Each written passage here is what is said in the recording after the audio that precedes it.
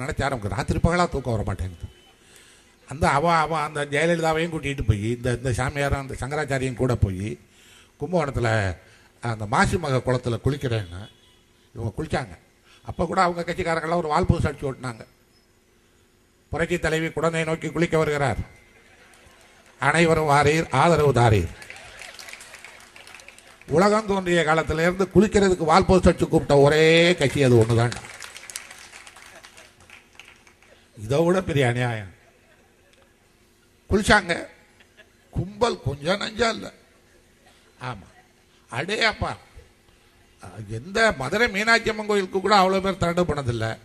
அவ்வளவு பேர் ஆர்வத்தோடு வந்தான். இவங்க குளிச்சுட்டு எந்திரிச்சு வந்துட்டாங்க. கடைசியில் 200 பேர் சேர்த்து கிடந்தான். என்னால் இன்னும் கற்பனையே பண்ணி பார்க்க முடியல. குளிக்கிறத பார்த்துட்டு செத்த ஒரே நாடு தமிழ்நாடு தான். அவன் எவ்வளவு அதிர்ச்சி அடைஞ்சிருந்தான்னா ஸ்பாட்லே செத்துருப்பான்.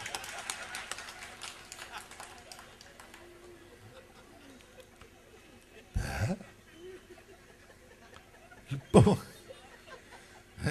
என்னால் கற்பனை கூட பண்ண முடியல. அப்புறம் திருச்சிக்கு பக்கத்தில் ஒரு சாமியார் வந்தான், பிரேமானந்தா அப்படின்னு.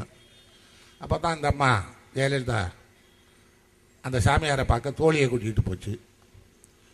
என்னடா இவ்வளவு தடப்படலாம் போகிறாங்களேன்ட்டு. இப்போ கூட போச்சு, காலஸ்தீன்னு ஒரு ஊருக்கு போச்சு. அவன் கோயிலை காணான்னு தேடிக்கிட்டு இருக்கான்.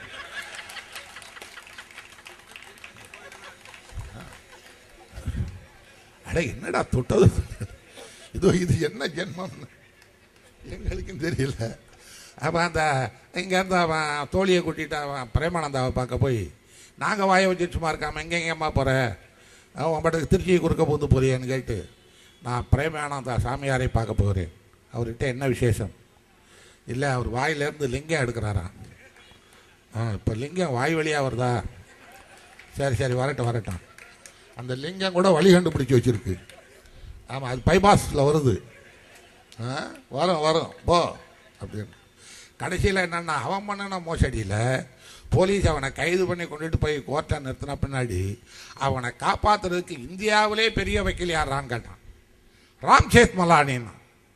அந்த ராம் ஜெத்மலானியை கொண்டாந்து கோர்ட்டில் நிறுத்தி சாமியார் பெரிய பரம யோக்கியர்னு வாதிட வச்சு கடைசியில் 2 ஆயுள் தண்டனை. என் கடவுள் சாமியாரை காப்பாற்றலையே, அவர் வாயிலிருந்து வந்த லிங்கம் காப்பாற்றலையே, இயற்கையாக இருக்கிற லிங்கமும் காப்பாற்றலையே, இருக்கிற இடத்துல இருக்கிற லிங்கமும் காப்பாற்றலையே. என்னாச்சு? நாளைக்கு கடலூர் ஜெயிலில் ஒரு ஆளை பார்க்க போகிறேன், அதிகாரியை பார்க்க போகிறேன், சாமி தான் நின்றுட்டு இருந்துச்சு. ஏன்னா சாமி லிங்கம் வருதா அப்படின்னு, எனக்கு இதுவும் வேணும் இன்னமும் வேணும்ட்டு போனான் அந்த ஆள்.